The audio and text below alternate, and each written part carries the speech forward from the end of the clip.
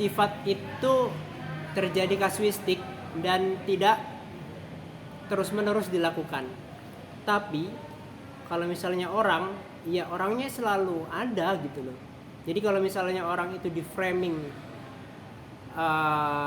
buruk, maka ketika orang itu ada dimanapun, maka orang tersebut akan dikatakan buruk. Tapi kalau misalnya kita menilai ataupun mengomentari sifatnya, maka ya sifat itu akan berubah. Kalau kita melihat bocah cilik, bocil ya, dia itu tidak bisa menempatkan diri kapan berada di ranah privat dan di ranah publik.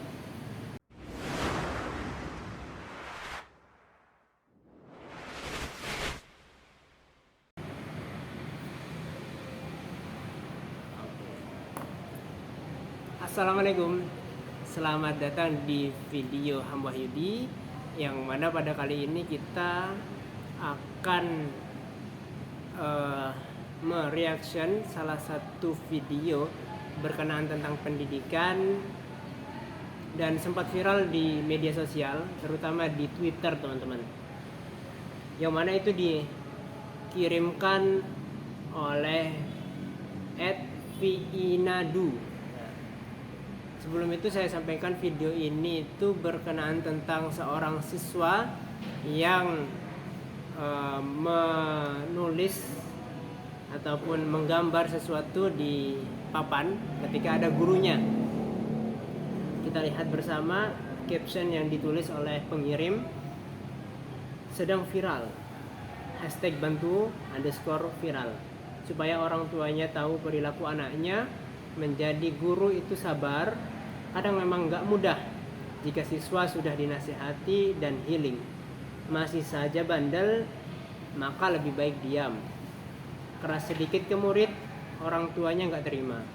Biarlah video dan viral yang bicara. Kita lihat videonya teman-teman ya.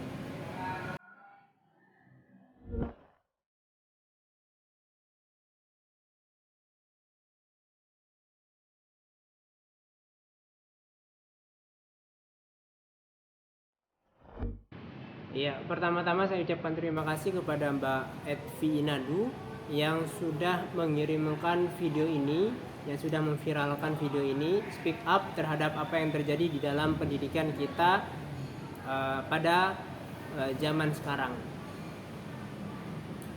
Dan sebenarnya video ini pertama kali saya dapatkan ketika teman saya yang mengirim di story. Lalu saya tanyakan alamatnya, saya dapatkan, dan ternyata sudah banyak yang memberikan reaksi terhadap video ini. Dan reaksi saya pertama kali melihat video ini adalah, karena saya adalah seorang guru ya, merasa kecewa, merasa gagal.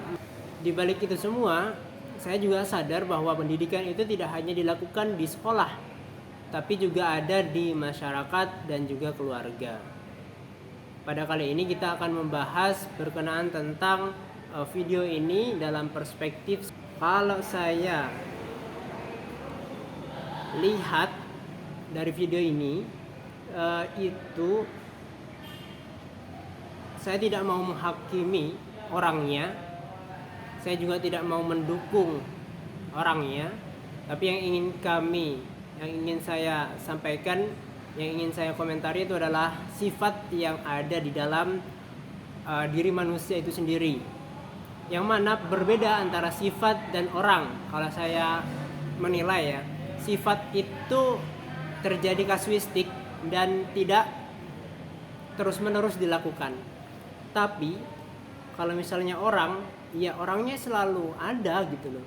Jadi kalau misalnya orang itu di framing buruk, maka ketika orang itu ada dimanapun, maka orang tersebut akan dikatakan buruk. Tapi kalau misalnya kita menilai ataupun mengomentari sifatnya, maka ya sifat itu akan berubah, dan harapannya juga berubah ke depannya menjadi lebih baik.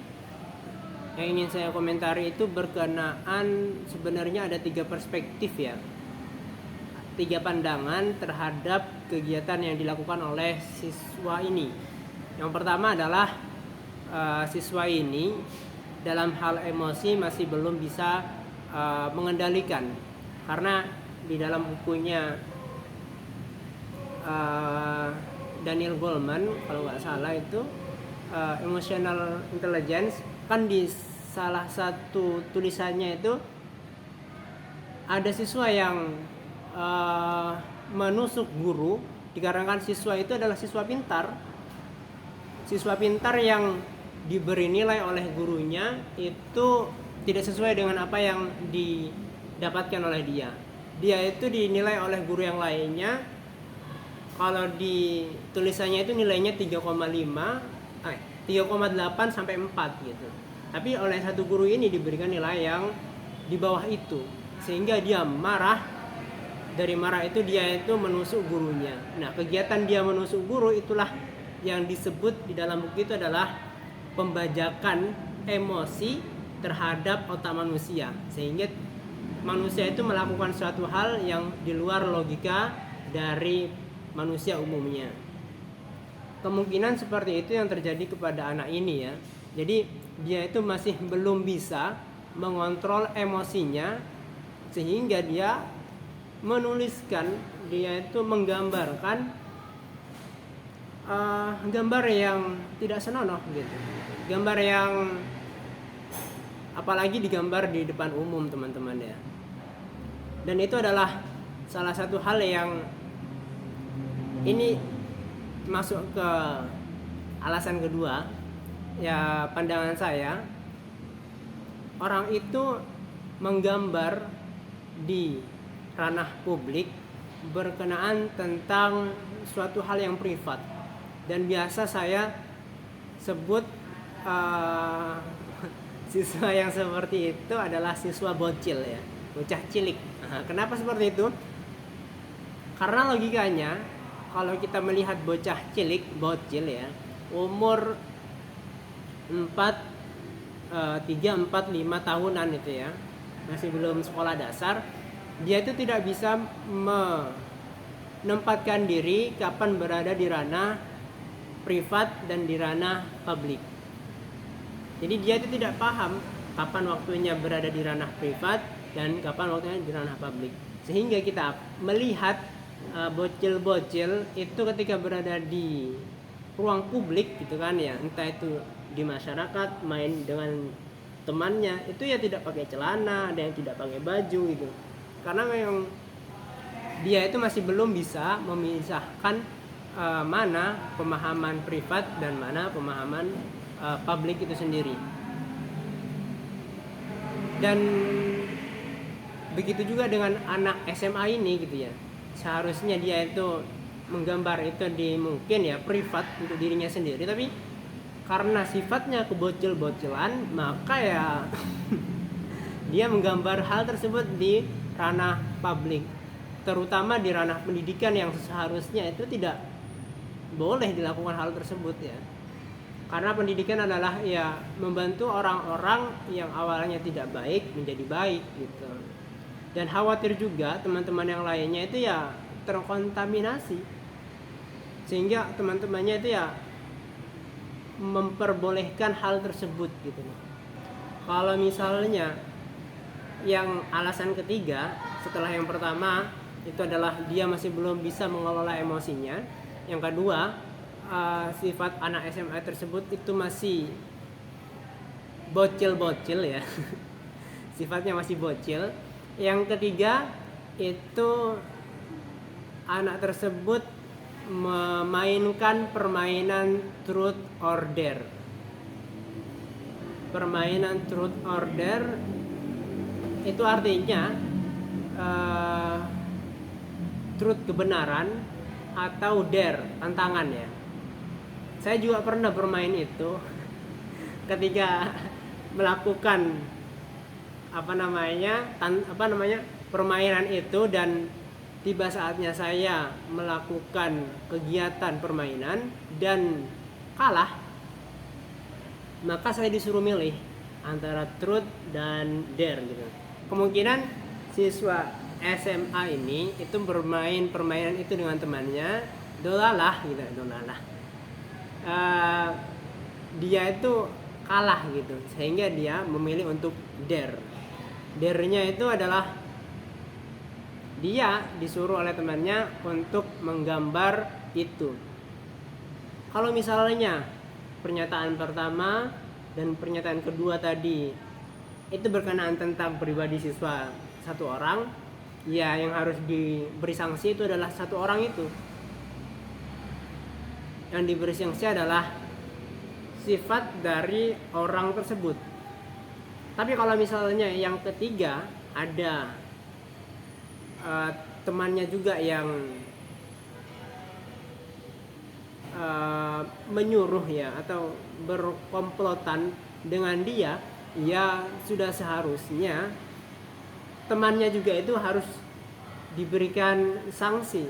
Sifat-sifat yang dimiliki temannya itu harus diberikan sanksi, sehingga sifat itu tidak dilanjutkan ke depannya. Lantas kalau misalnya selain dari ketiga itu, kayaknya kita butuh jawaban dari netizen ya. Coba kita lihat jawaban dari netizen, teman-teman. Dari @kibar_s.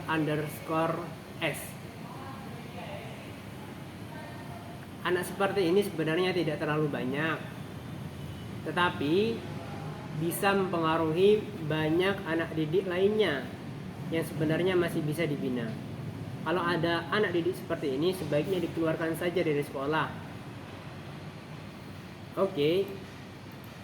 Kalau misalnya itu, ya kita harus mengikuti sesuai dengan aturan yang ada di sekolah ya. Kalau misalnya aturan sekolah itu menggambar video, menggambar gambar yang tidak senonoh, ya sudah seharusnya di aturan itu dikeluarkan, ya harus dikeluarkan. Kecuali ada penyelesaian secara keluarga ya. Jangan main asal keluar saja, Pak. Harus ikuti SOP. Terus dibalas oleh seorang komedian, Ari Kriting.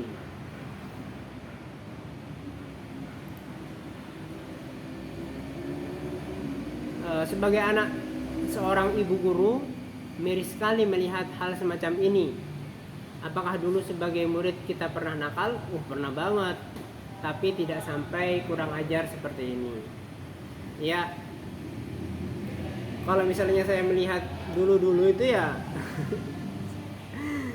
banyak teman-teman saya juga yang kurang ajar gitu loh. Ada yang berkelahi, ada yang sampai tawuran gitu kan ya. Tapi mereka itu tidak melakukan hal yang mereka lakukan itu di depan guru gitu loh. Jadi mereka lakukan di hadapan teman-temannya sendiri gitu loh. Kalau teman saya dulu itu pernah gambar hal yang tidak senonoh juga di buku tulisnya. Lalu buku tulisnya itu diberikan ke teman sebangkunya. Ketawa teman sebangkunya. Ketika melihat mereka berdua, teman-teman yang lain, terutama laki-laki ya, itu ya melihat itu dan kayaknya tuh ingin tahu loh apa yang diketawai gitu kan ya. Ketika dilihat, diambil, lalu ditunjukkan ke teman-teman yang lain, ternyata dia ya menggambar hal yang tidak senonoh juga, tapi punyanya dia sendiri gitu loh. Dia laki-laki gitu. Ya itu adalah hal yang wajar, tapi tidak sampai di hadapan guru juga, karena memang pada saat itu mereka itu nakal, tapi tetap menjaga adab terhadap gurunya. Selanjutnya ini dari @sugeng mesdianto. Tawadu kepada guru sekarang hanya seremonial dan simbolis saja, tidak benar-benar dalam hati. Jangankan ke guru, ke tukang kebun sekolah atau ibu-ibu kantin, nggak ada kawan saya dulu yang sesama murid itu kurang ajar, entah apa yang terjadi. Ya, gambarnya terjadi gitu kan, ada emoticon seperti itu. Ya bener sih, kalau dulu itu bukan hanya guru ya, tapi ke ibu kantin, ke pak kebon, dan ke semuanya itu ya, walaupun beda cara hormatnya ya, itu ya dijadikan panutan gitu. Bahkan Pak Kebon itu dijadikan teman dengan teman-teman, tapi tetap menjaga hormat gitu, tetap beradab, tetap sopan terhadap Pak Kebon dan Pak Kantin pada saat itu. Ya setuju. Ada apa dengan pendidikan sekarang? Selanjutnya oleh Cah New Rock, Cah New Rock. Setuju banget bang. Di tiap jenjang sekolah pasti ada guru favorit dan guru killer. Entah nilai atau temperamen, bahkan ada yang benar-benar pilih kasih. Tapi sekali lagi, tak sedikit pun kita berani sama mereka. Murid yang paling nakal pun tetap hormat jika dengan guru. Oke, jadi memang kayaknya ada perbedaan teman-teman ya, antara siswa dulu dengan siswa sekarang. Entah itu karena siswa dulu itu tidak terekspos ke media sosial, ataupun adanya perbedaan itu ya hanya dilakukan oleh siswa sekarang. Itu masih perlu dilakukan penggalian yang lainnya. Itu adalah komentar terakhir dari netizen, dan terima kasih kepada yang sudah menonton. Jaga kesehatan dan selamat bertemu di video selanjutnya. Assalamualaikum.